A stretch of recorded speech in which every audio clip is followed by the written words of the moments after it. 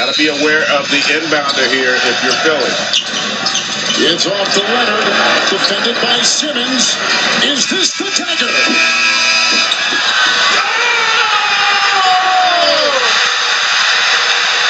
Game! Series! Toronto has won! And then there was 4. Welcome to an all-new episode of Buckets and Dimes, Nuts and Bolts Sports NBA podcast. Of course, Joe Cardoza here, joined as always by Patrick Hilwig. How you doing, Pat? Man, I am doing fantastic. We are finally here. You just said it, and then there are 4. Eastern Conference, Western Conference finals starting in a day or so. So I'm really excited to see, finally who we got in the finals this year. Yeah, absolutely. Just jump right into it, man. Why beat around the bush? Talking about the Eastern Conference final, changing of the guard. We're so used to LeBron James and whoever team he's playing on, whether it be the Cleveland Cavaliers or the Miami Heat being in the Eastern Conference finals. But this year we have a new entry. We have the Milwaukee Bucks facing off against the Toronto Raptors. And for most of us, if you're a real true sports fan, not just an NBA fan, you saw that fantastic game-winning shot that Kawhi Leonard had yesterday to take the Toronto Raptors to the Eastern Conference Finals. Before we talk about this matchup of Bucks versus Raptors, what's your take on the 76ers season ending, Pat, and some of the things they got to look forward to in the summer? Man, Embiid, what more can you say about that guy? I mean, yeah, they talk about him because he was complaining a little bit and his diet and stuff that they bring up. But man, when he actually puts it all out there, and he even said it in his presser, like, you haven't seen all of my potential just yet.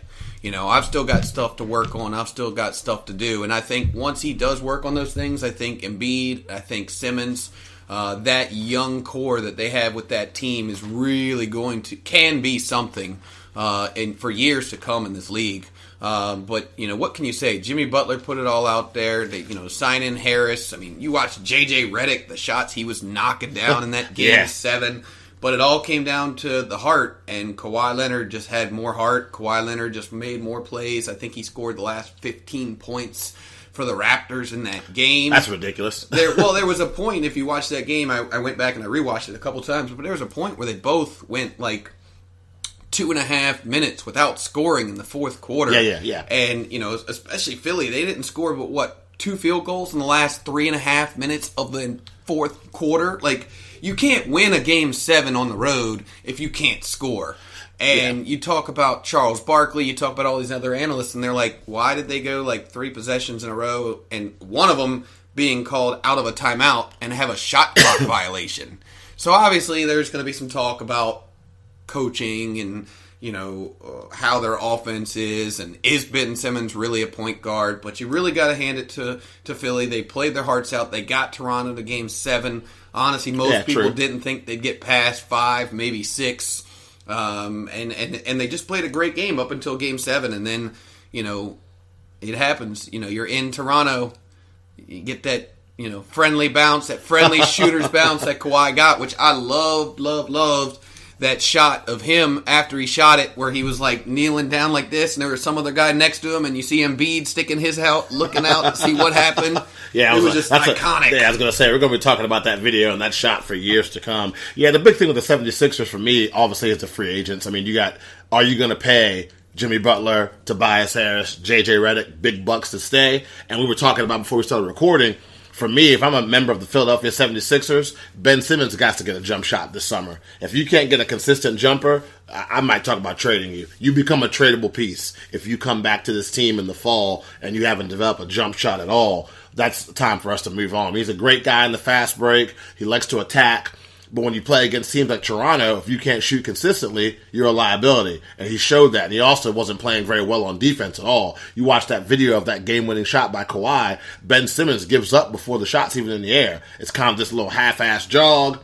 And then Embiid steps up. He's the one that puts his hand in Leonard's face. But like you said, didn't matter.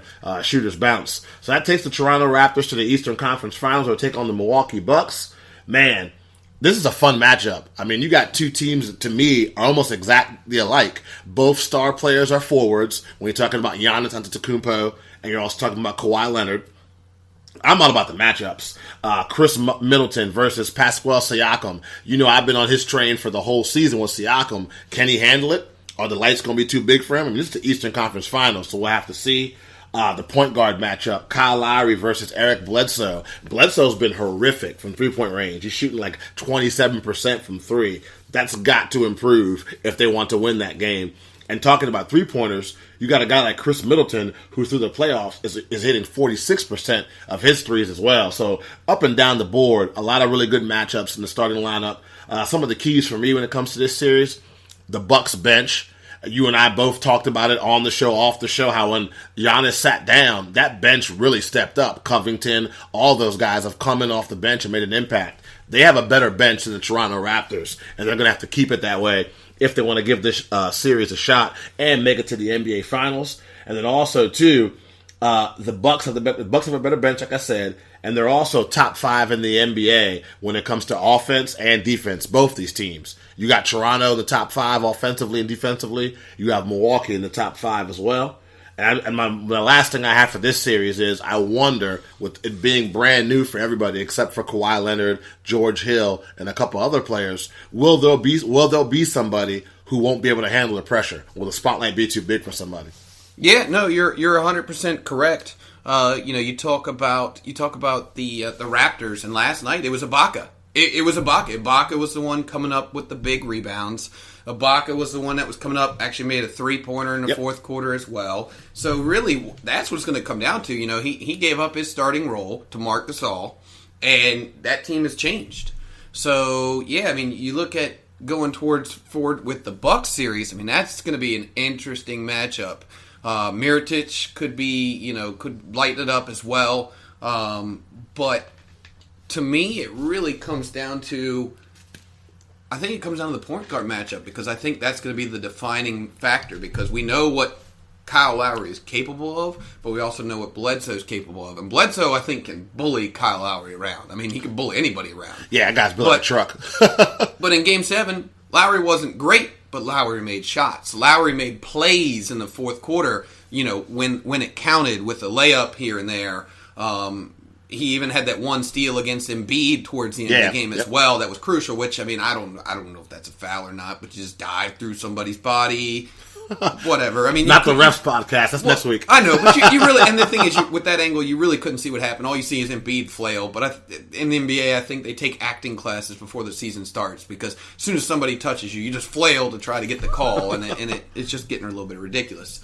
But I think that's really what it comes down to. I think if Bledsoe can control the game, if Bledsoe can knock down those open shots when they double team Giannis, because it looks like, watching the other series, that's what it looks like. When Giannis gets the ball on the block, they bring a guy to the front, so when he turns, there's somebody already there, and he's got to make the right pass. They're going to make him make the right play. And I think if those guys can start hitting those shots, and we know what Milwaukee can do. Milwaukee can knock down shots. Middleton is a beast. Yeah. That guy is amazing. And Mirotic, like I said, that's a guy right there that really hasn't shown much. Lopez can knock it down. So, I mean, we know that they're one of the best three-point shooting teams in the league. But at the end of the day, it is still Kawhi versus Giannis. I mean, that's just what it is, right? I mean, those are your two superstars on both teams. Giannis is unstoppable in the paint. He was averaging 17 points a game in the regular season in the paint. I mean, that's just insane. That's like averaging, you just score a couple free throws or a three-pointer and you're averaging 20 points a game without doing anything. So, but it's definitely going to come down to those two guys and whether or not they can stay out of foul trouble. And if Giannis can keep getting himself the line, I really think the Bucks, which I called it a while back, I'm still going to stick with my pick. I really am sticking with the Bucks as the team that I think can really pull that series out. It'll probably go 5, maybe 6, if not even 7. I mean, This playoffs, so you have to admit, this playoffs overall, the doubleheader of Game 7s that we had yesterday, the series with the Rockets and the Warriors taking it all the way to 6, I think it's been probably one of the better playoffs to watch. You don't got a whole bunch of sweeps, you don't got a whole bunch of quick except outs. For Milwaukee. Except for Milwaukee, and that's Milwaukee told Detroit, thanks for coming. That brings me back to my point: is Milwaukee's that one team that no one has really, they haven't had that team that really tried them, and I think the Raptors can be that team, but I still think right now Milwaukee is by far ahead of them on the scale to me. Yeah, I know we both know that regular season means nothing in the NBA playoffs, but it's still is important to mention that Milwaukee did win the regular season series versus Toronto, with Toronto only winning one game. And another point, too, I want to make about this series, I didn't even think about it. I was thinking about while I was listening to your take is Pascal Siakam, I think, is going to end up defending Giannis a majority of the time. How tired is that guy going to be? Because this is a guy that's the second leading scorer for the Raptors behind Kawhi Leonard, and now you're having to defend this 6'11", 7-foot behemoth that can, like you said, own the paint. 2 steps, he's at the bucket dunking on you. And if you want to put Kawhi Leonard on him, I'll say the same thing too. Now conditioning comes into play. We'll have to see if that whole load management thing helps out a lot, because you're going to be exhausted. I think the Milwaukee can throw multiple people against Kawhi Leonard and kind of be okay. Whereas with Toronto, I think it's got to be Siakam or it's got to be Leonard on Giannis at all times. And how much is that taken out of those guys on the offensive end? Yeah, and I think another guy we haven't really spoken much about, well, there's 2 guys. One is Malcolm Brogdon, coming back from that injury. They don't know. He's not, they haven't said he's going to be a starter yet. He's not up to that, conditioning to be the starter. He'll probably come off the bench, which adds even more depth to that bench. Right, that gives him more bench. Yeah, exactly. George Hill, we've seen what George Hill's done throughout these playoffs. So I think it's going to be a really exciting up and down series as far as, both those teams are transition teams. You don't see them really running that much half-court offense. You said Milwaukee, it's just Jack 3, Giannis in the middle, Giannis in the middle, Giannis in the middle, shoot threes. That's just, we've seen it, and no one can stop it. You know what I mean? We're going to do it until you can stop us. And as far as you're talking about Toronto, you're talking about a team that, Kawhi, he can just take over games. He did it multiple defensively times. And offensively. That's the thing. He can get on a roll just from getting a couple of steals or loose balls, nice rebound or something like that, and make the right pass. But it's going to be fun. I can't wait for it. I think it's going to be an explosive series. I think it's going to be a high-scoring series. You're talking about one of the highest-scoring series potentially in the playoffs this season. Yeah, and a guy, too, I want to mention when it comes to Toronto is Danny Green. We all remember that show he put on when he was playing for the San Antonio Spurs from 3. It'd be nice to see Danny Green start to stroke it a little bit from the outside as well, because if Toronto can start hitting threes at a high clip, that gives them a better chance. I'm with you on this one. I think that's Milwaukee in 6 games. I think the Milwaukee Bucks are going to the NBA Finals. I think that once again, Toronto gets their heart broken. They're always the bridesmaid, never the bride. They got rid of LeBron James. I'm sure a lot of Raptor fans thought that meant automatic segue to the NBA Finals, especially when they added Kawhi Leonard. But I just think this Milwaukee team, because of the bench and because of the bench's impact they have, they don't just when I say impact, the Bucks bench does not come on the court and not do anything and just kind of hold on to the lead. They increase the lead through defensive intensity, through hitting shots, and I think that's going to be the factor which makes Toronto not be able to beat this team. You're 100% correct. That whole series, Philly's bench dominated the Raptors bench if you watched it until Game 7. In Game 7, I don't really know what happened. The Philly just stuck with their starters for most of the game. But either way, the bench is what really brought the Raptors that Game 7. They're really what put them over the top in that game. But it's going to be a great series, and I'm waiting to see Pat Connaughton. That guy is out there. Right, 40. What did they say? 43-inch vertical. Absolutely. Had the highest vertical in the NBA draft when he was drafted that year. That guy's been big. You talk about a bench. That guy's knocking down threes. That guy's getting rebounds. That guy is out there out jumping everybody on the court. So I can't wait for it.